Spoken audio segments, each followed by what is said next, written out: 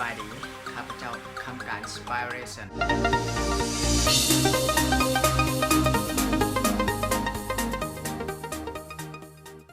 มื้อนี้จะเฮ็ดคลิปเกี่ยวกับควบคุมอารมณ์ตัวเองเนาะมี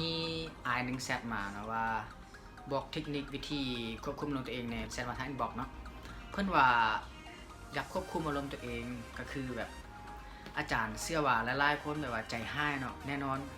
เฮาก็เป็นคนหนึ่งในนั้นที่แบบใจห้ายเนาะเวลาหมู่เว้าให้อาจจะเป็นทางครอบครัวหรือหมู่คู่ที่ว่าแบบว่าเว้าเยาะเย้ยเฮาใจห้ายหรือว่าอาจจะถึงหมู่คู่ที่ว่าดูถูกเนาะดูถูกว่าเป็นซันซี่เจ้าเฮ็ดอันซันซี่บ่ได้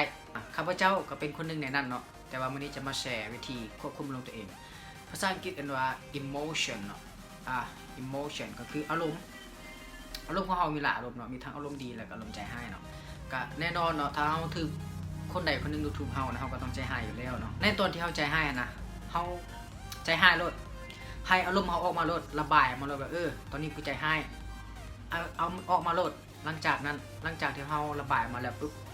มันจะให้เฮารู้สึกดีขึ้นเนาะจะให้เฮารู้สึกดีขึ้นแต่ว่าถ้าเฮารู้สึกว่าเฮาใจร้ายนะเฮาจะควบคุมได้ได1คือต้องบอกกับเจ้าก่อนว่ามื้อนี้กูอารมณ์บ่ดีกูใจร้ายอย่ามากวนกูเด้อถ้าเฮาจะบอกหมู่เฮานะหมู่เฮาที่ว่าแบบมักเว้าเยอะๆเฮามากวนเฮาแล้วเฮ็ดให้เฮาใจร้ายนะเนาะซึ่งตอนนั้นน่ะข้าพเจ้าก็เป็นคนนึงที่ว่าหมู่ผู้มักเว้าเยอะเย้ยเนาะโดยเฉพาะเวลาที่ข้าพเจ้าเรียนภาษาอังกฤษเนาะเขาเจ้าสิว่าเจ้าเรียนบ่ได้เจ้าเฮ็ดบ่ได้ดอกวันนี้เฮาเป็นคนที่เรียนเนาะเฮาใจร้ายอยากร้ายเขาแต่ว่า1คิดก่อนว่าก่อนที่จะให้กับเจ้าออกไปนะคนที่เว้าให้เฮาน่ะก็เจ้าบ่ได้หยังก็เจ้าได้แต่เว้าให้เฮาถึงว่าเฮาจะเฮ็ดดีหรือเฮ็ดบ่ดีนะเขาจะเว้าแน่นอนถ้าเฮ็ดดีปึ๊บเขาก็เว้าให้เฮาว่าเจ้าเฮ็ดได้ดีหลายก็ชมเชยเฮาถ้าเฮ็ดบ่ดีเขาก็แฮงจะเว้าให้เฮาเขาจะว่าเด้เขาว่าแล้วเจ้าเฮ็ดบ่ได้แฮงเว้าให้เฮาซ้ำเติมเฮาแต่ว่าถ้าเฮาเฮ็ดประสบความสำเร็จขึ้นมาเขาแฮงจะชมเชยเฮา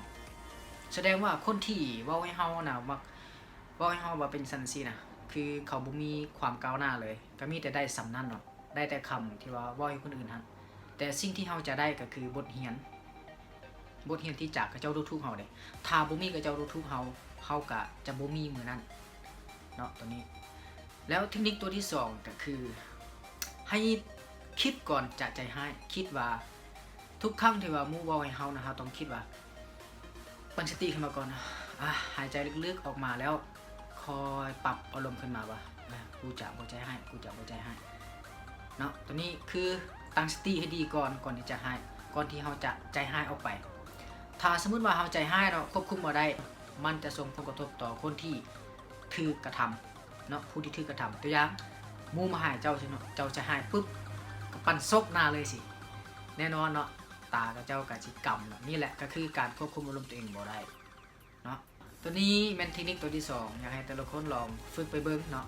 แล้วตัวที่3เนาะควบคุมอารมณ์ที่ว่าอยากใจร้ายเนาะอาจจะมีหลายวิธีแต่วิธีนี้เนาะก็คือวิธีการอ่านปึ้มเพราะว่าการอ่านปึ้มนี่ข้าพเจ้าก็เป็นคนนึงที่ว่าลงหักในการหักอ่านเนาะมักอ่านขนาดหนังสือเนาะเพราะว่าการอ่านนี่ฝึกให้เฮามีสติแล้วก็มีอารมณ์ที่ใจเย็นเฮ็ดหยังก็ต้องระมัดระวังแล้วก็พัฒนาได้ไวตัวนี้ตัวสุดท้ายนี่สำคัญอ่านหนังสือเนาะสรุปแล้วมี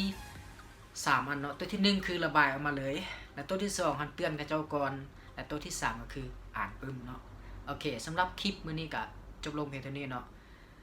หวังว่าทุกคนฟังคลิปตัวนี้แล้วหวังว่าจะได้ความรู้แล้วก็ข้อคิดเล็กๆน้อยๆเนาะถ้า